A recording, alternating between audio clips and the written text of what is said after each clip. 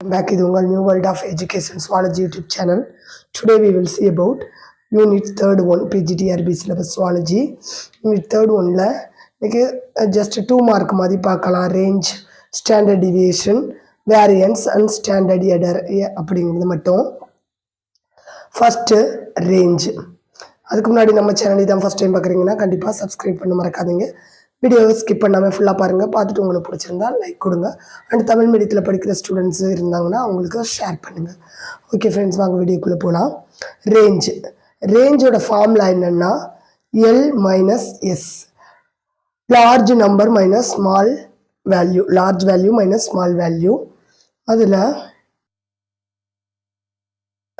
Coefficient of range, coefficient of range அப்படின்னா formula is equal to large minus large value minus small value, large by large value plus small value. ஓகேவா?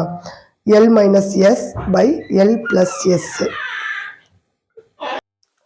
இதில் இப்போ ஒரு numbers வந்து கொடுத்துருக்காங்க, சம்மு வந்து கொடுத்துருக்காங்க, எக்ஸாம்பிள் சம்மு. இதுதான் எக்ஸாம்பிள் சம்மு. இதில் வந்து லார்ஜ் நம்பர் என்ன, நம்மளுக்கு ஃபார்முலா தெரியும், L minus S by L plus S. எல்னா லார்ஜ் நம்பர், அப்போ லார்ஜ் வேல்யூ என்னன்னா 130. ஸோ 130 எடுத்துட்டோம். மைனஸ் ஸ்மாலஸ்ட் நம்பர் எதுன்னா 40. ஸோ மைனஸ் 40 பை 130 அதே large number plus smallest number, அப்போ 130 பிளஸ் 40. இப்போ ரெண்டையும் போட்டுட்டோம், சப்ஸ்டியூட் பண்ணிட்டோம். நெக்ஸ்ட்டு 130லேருந்து 40 லெஸ் பண்ணோன்னா 90, 130 ப்ளஸ் 40 கூட்டணும்னா 170. இப்போ 90 பை 170 இதை அடித்தோம் அப்படின்னா 0.529 வந்து கிடைக்குது. இதுதான் வந்து கோஎஃபிசியன்ட் ஆஃப் ரேஞ்ச் அப்படின்னு சொல்கிறோம். இது ஒன் டைம் பிஜிடிஆர்பியில் கேட்ட கொஸ்டின். ரேஞ்சுக்கான ஃபார்முலா என்ன அப்படின்னு கேட்டிருந்தாங்க. அதோட இன்னும் ஒன் டைம் சம்மும் கேட்டிருந்தாங்க. ஸோ அதனால் இதெல்லாம் 2 மார்க் மாதிரி தான். எது சம்முக்கு ரிலேட்டடாக வருமோ அதை கொஞ்சம் நடத்தும் போது பார்த்துக்கோங்க, அவ்வளோதான். அந்த அளவுக்கு டீப்பாக வந்து கேட்க மாட்டாங்க. ஓகேவா? இது ரேஞ்ச்.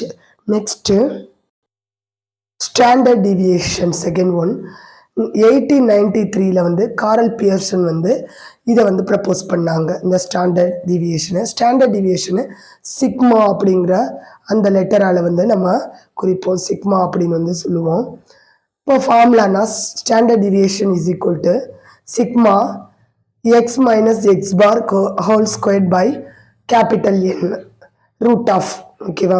ஸ்டாண்டர்ட் டிவியேஷனோட ஃபார்முலா என்னென்னா root of sigma X minus X bar whole square by capital N. இதுதான் ஃபார்முலா. இந்த கேபிட்டல் எனக்கு பதிலாக ஸ்மால் என் மைனஸ் 1ன்னு கூட ஃபார்முலாவில் கேட்டிருந்தாலும் அதுக்கும் சரிதான். இது வந்து ஸ்டாண்டர்ட் டிவியேஷனுக்கான ஃபார்முலா.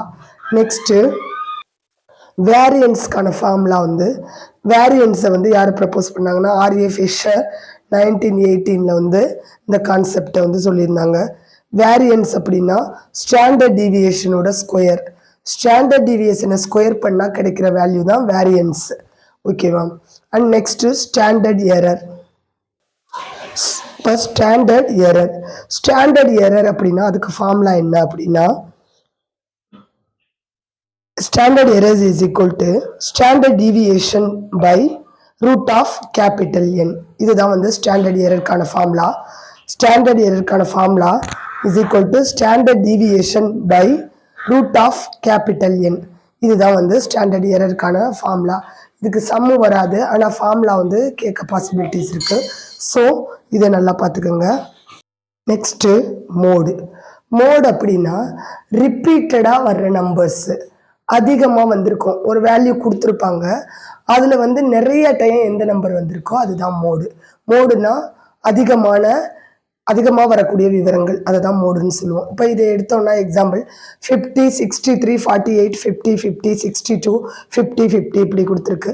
இதில் மேக்ஸிமம் நம்பர் ரிப்பீட்டடாக வந்திருக்குது 50.